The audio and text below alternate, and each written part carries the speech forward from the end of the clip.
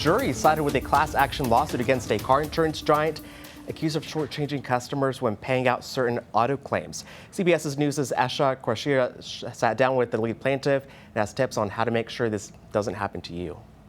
5 years ago, Rose Chadwick's daughter borrowed her car for an early morning run to the store when she was struck going through this intersection. Their front tire had came off, and so their truck ended up over there. Chadwick's 2011 Hyundai was declared a total loss. It was not drivable. No. She says she trusted her insurer of nearly 3 decades. State Farm offered just under $4,200 for her car. Did you have any reason to think that that first offer was not right? No, I didn't, because that's what I pay them for, is to be fair with me. Chadwick became the lead plaintiff in a class action lawsuit against the insurance giant, accusing State Farm of undervaluing and shorting payouts on claims like hers. The computer program that State Farm used to calculate the replacement value of the car did it systematically unfairly.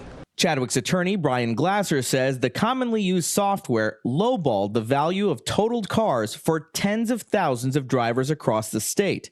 In June, an Arkansas jury agreed, finding in favor of Chadwick and 37,000 other plaintiffs. The jury determined she had been underpaid by more than 10%.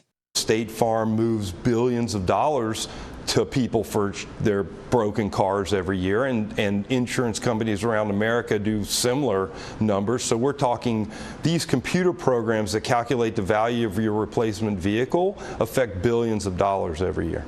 State Farm argues the system, which they no longer use, was a standard for most automobile insurers, and that appellate courts in some parts of the country have rejected similar cases.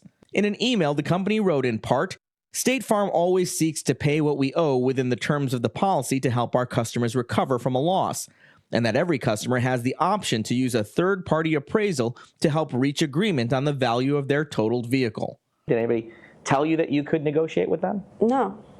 They just gave you the payout and you thought that was the end of it? Yes.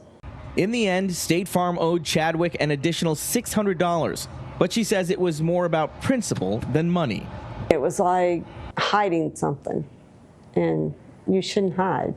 Attorneys are launching similar cases against several insurance carriers in at least 19 states, while regulators in some states weigh whether insurers must change how they value total loss cars.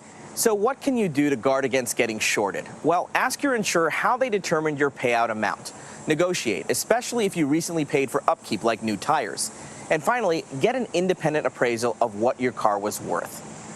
For CBS News, I'm Asha Qureshi.